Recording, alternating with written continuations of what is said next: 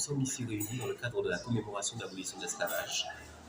C'est une manifestation que nous faisions, nous les Caraïbes, c'est-à-dire Antillais, Antillais-Guyanais, nous faisions en France.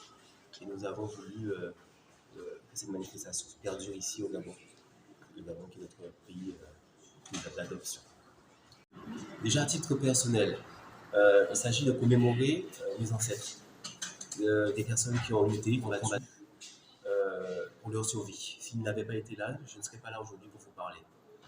Il s'agit aussi de se rappeler que ce sont des fils et des filles d'Afrique qui ont été arrachés, des forces vives du continent qui ont été arrachées. Voilà.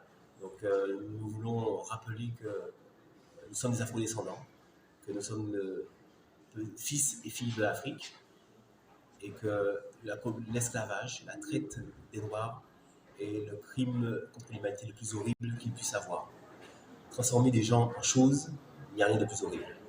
Parce que à de nombreuses reprises, l'histoire a prouvé qu'elle se répète. Notamment, je ne sais pas si vous vous rappelez les faits divers de la Libye, des Noirs enchaînés qu'on nous vendait. Donc, nous devons être vigilants et nous devons toujours nous mobiliser pour que de telles choses n'arrivent plus. L'objectif aussi, c'est de pouvoir guérir les blessures, les plaies qui ont été infligées à notre continent.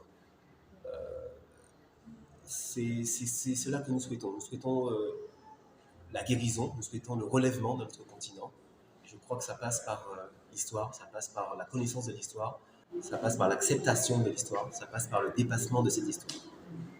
Vous avez tort de dire d'employer le verbe ressasser parce que l'histoire, elle n'est jamais effectivement connue.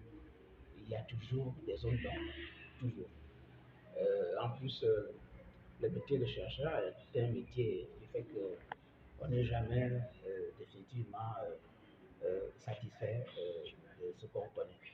Donc, il y a toujours des zones d'ombre, toujours. D'où la nécessité de la rencontre de ce jour, vous savez qu'il s'agit de commémorer l'abolition de l'esclavage, ou les abolitions de l'esclavage.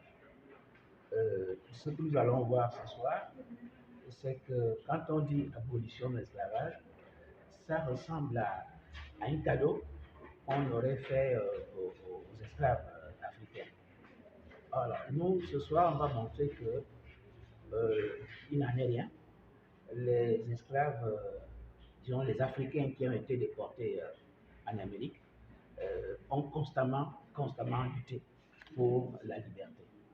C'est-à-dire que vous avez un phénomène en Amérique qu'on appelle le marronnage. Le marronnage, c'est donné dans tous les territoires américains où les Africains ont été introduits. Dès qu'ils arrivaient, je dirais même avant même de partir de l'Afrique. Parce qu'on dit souvent que la traite négrière, c'était une affaire de commerce, les Noirs se vendaient eux-mêmes les uns les autres. Bon. Non, il n'en est rien. La traite négrière a toujours été une affaire entre les alliés des Européens en Afrique et ceux qui résistaient aux Européens. C'est-à-dire entre les gens qui gagnaient de l'argent pour la traite et d'autres qui résistaient à la traite.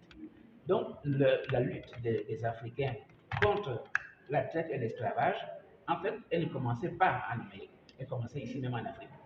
C'est-à-dire que c'était des combats acharnés. L'Afrique au XVIe et XVIIe siècle était un véritable enfer où, je répète, il y avait une opposition, une guerre permanente entre ceux qui étaient liés aux négriers et ceux qui étaient contre les négriers.